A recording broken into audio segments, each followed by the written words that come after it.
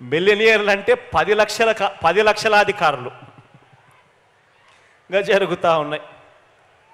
రాష్ట్ర వ్యాప్తంగా 31 లక్షల ఇళ్ల స్థలాలలో ఇళ్ల నిర్మాణాన్ని కూడా మనందరి ప్రభుత్వమే వేగంగా అడుగులు వేస్తూ ముందుకు పూర్తి చేస్తూ ఉంది.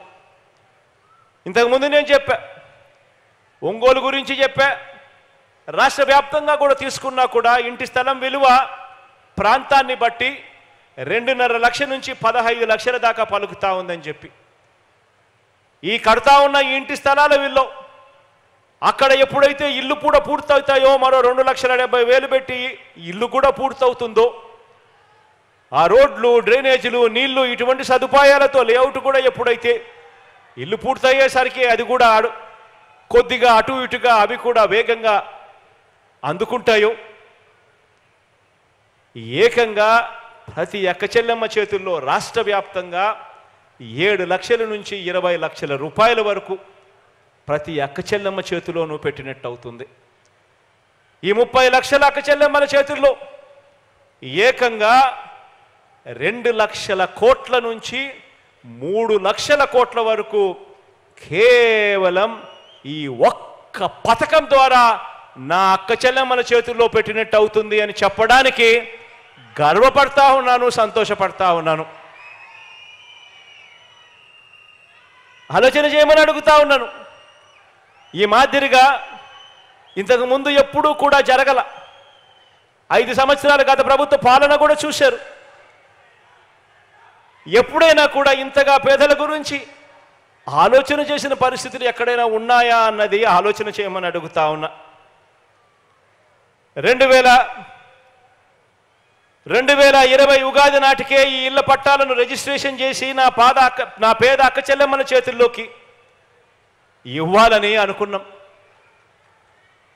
2020 ఉగాది నాటికే నా అక్క చెల్లెమ్మల చేతిలో ఇవన్నీ చెయ్యాలనుకుంటే మంచి కోసం యజ్ఞం జరుగుతూ ఉంటే రాక్షసులు అడ్డుకునేవారు అని చెప్పి గతంలో పురాణాలు చదివేటప్పుడు మనం అంతా కూడా విన్నాం. అలాగే మన పేదలకు 2014 నుంచి 2019 వరకు గతంలో ఉన్న చంద్రబాబు నాయుడు గారు ముఖ్యమంత్రిగా ఉన్న గతంలో ఈయన ముఖ్యమంత్రిగా ఉన్నప్పుడు సీఎంగా ఉన్నప్పుడు ఒక్క పేదవాడికి కనీసం 1 సెంటు స్థలం ఇచ్చిన పాపాన పోలేదు. ఒక పేదవాడికి కనీసం 1 ఇంటి స్థలం ఇచ్చిన పరిస్థితులే లేవు. కానీ మనం ఇళ్ల స్థలాలు ఇవ్వడానికి అడుగులు ముందుకు వేస్తే వీల్లేదని అక్కస్తూ చంద్రబాబు నాయుడు గారు ఆయన వేయించిన కేసులెన్నో తెలుసా? పేదలకు మీ బిడ్డ ఇళ్ల స్థలాలు ఇవ్వడానికి, ఇల్లు కట్టడానికి అడుగులు ముందుకు వేస్తే రాక్షసుల్లా అడ్డుకునేందుకు చంద్రబాబు నాయుడు గారు ఆయన మనుషులు వేసిన కేసులెన్నో తెలుసా? 1 కాదు 2 కాదు, ఏకంగా 1191 కేసులు వేశారు ఈ దుర్మార్గులు. 1191 కేసులు వేశారు ఈ దుర్మార్గులు. కేవలం మీ బిడ్డ నా అక్క చెల్లెమ్మలకు ఇంటి స్థలాలు, ఇంటి పట్టాలు నా అక్క చెల్లెమ్మలకు ఇవ్వకూడదు అని ఎంత దుర్బుద్ధితో 1191 కేసులు వేస్తే ఇవన్నీ చూసినప్పుడు అర్థమయ్యేది ఏమిటో తెలుసా?